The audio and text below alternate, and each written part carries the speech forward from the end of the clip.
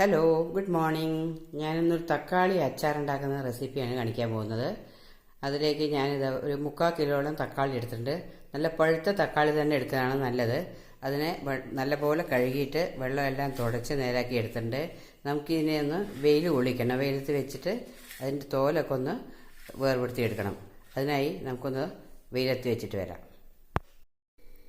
Hello, ഞാനിവിടെ വെയിലത്ത് വെച്ചിട്ട് തക്കാളിയുടെ തോലെല്ലാം കളഞ്ഞെടുത്തിട്ടുണ്ട്. നിങ്ങൾക്ക് വെയിലത്ത് വെച്ചിരിക്കാൻ ഒരുപാട് സമയം വേസ്റ്റാക്കാനില്ലെങ്കിൽ നിങ്ങൾക്കൊരു പാൻ വെച്ച് അതിലൊന്ന് ചൂടാക്കി അതിൻ്റെ തോലെല്ലാം എടുത്ത് കളയാവുന്നതാണ്. അതിനുശേഷം എനിക്ക് വേണ്ട ആവശ്യമുള്ള സാധനങ്ങളാണ്. ഞാൻ 2 ടീസ്പൂൺ മുളക് പൊടി എടുത്ത് വെച്ചിട്ടുണ്ട്.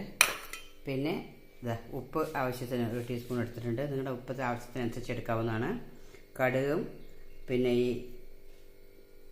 ഉണക്കമുളകും ഈ ഉലുവയും നമുക്ക് താളിപ്പിന് വേണ്ടിയിട്ടാണ്. പിന്നെ ലേശം 1/2 സ്പൂൺ ഉലുവപ്പൊടി എടുത്ത് വെച്ചിട്ടുണ്ട്. ഒരു ചെറുനാരങ്ങ വലുപ്പത്തിൽ ഞാൻ പുളി എടുത്തിട്ടുണ്ട്. പിന്നെ ഇത് പെരുങ്കായമാണ്. ഇത് നമുക്ക് നല്ലെണ്ണയിൽ വറുത്ത് പൊടിച്ചെടുക്കാം. എപ്പോഴും അങ്ങനെ ചെയ്യുന്നതാണ് നല്ലത്. വാങ്ങുന്ന പൊടി നല്ലതല്ല. ഇനി ആവശ്യമുള്ളത് ഇതിൽ നല്ലെണ്ണയാണ്. ഇനി നമുക്കിതെല്ലാം കൂടി ഈ തക്കാളിയും പുളിയും കൂടി നമുക്ക് മിക്സിയുടെ ജാറിലിട്ടൊന്ന് അരച്ചെടുത്തിട്ട് വരാം. തക്കാളിയും പുളിയും കൂടി ഞാനിത് മിക്സിയുടെ ജാറിൽ അരച്ചെടുത്തിട്ടുണ്ട്. ഇനി നമുക്ക് അച്ചാർ എങ്ങനെയാണ് തയ്യാറാക്കണമെന്ന് നോക്കാം. ഞാനിവിടെ ചീനച്ചട്ടിയിൽ 2 ടേബിൾ സ്പൂൺ നല്ലെണ്ണയാണ് വെച്ചിരുന്നത്.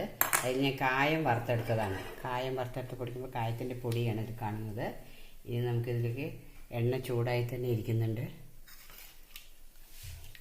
വറ്റൽമുളക് ഇട്ട് കൊടുക്കാം. ഉലുവ ചേർത്ത് കൊടുക്കാം.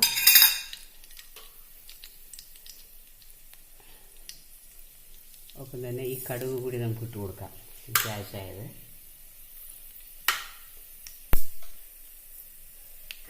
കടുകൊക്കെ പൊട്ടി വരുമ്പോൾ നോക്കി അരപ്പതിലേക്ക് ചേർത്ത് ലോ ഫ്ലെയിമിലേക്ക് കടുക് കൊട്ടാൻ തുടങ്ങിയിട്ടുണ്ട്.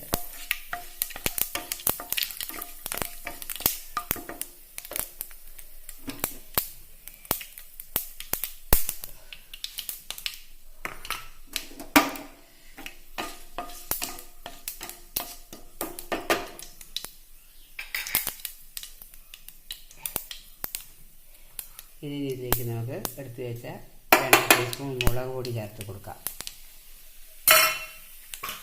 മുളക് പൊടി ചേർത്ത് ഇളക്കി അപ്പം തന്നെ അധികം കരിയാൻ നിൽക്കാതെ തന്നെ ഈ അരപ്പ് കൂടി അതിലേക്ക് ചേർത്ത് കൊടുക്കാം. ഈ തക്കാളി അരയ്ക്കുമ്പോൾ അല്പം പോലും വെള്ളം ചേർത്തിട്ടില്ല. ഈ കാണുന്ന വെള്ളം അത്രയും തക്കാളിയിലുള്ള വെള്ളമായിരുന്നു. ഇനി ഇതിലേക്ക് നമുക്ക് ഉപ്പ് ചേർത്ത് കൊടുക്കാം. പിന്നെ മധുരത്തിന് വേണ്ടി മധുരം ഇഷ്ടമുള്ളവർക്ക് വേണ്ടി മാത്രം ഒരു പീസ് ശർക്കര ചേർത്ത് കൊടുക്കുന്നുണ്ട്.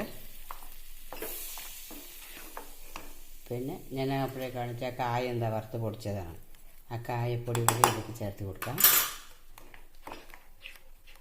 ഇനി ഇത് നല്ലപോലെ തിളച്ച് കുറുകി വരണം.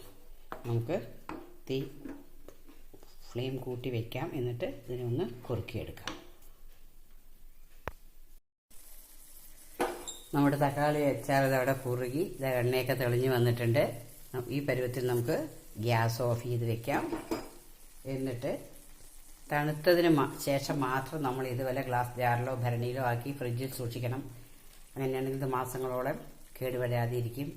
മാത്രമല്ല, ഇത് ചോറിന് മാത്രമല്ല, ദോശ, ഇഡലി, ചപ്പാത്തി ഇതിനൊക്കെ നല്ല കോമ്പിനേഷനാണ്.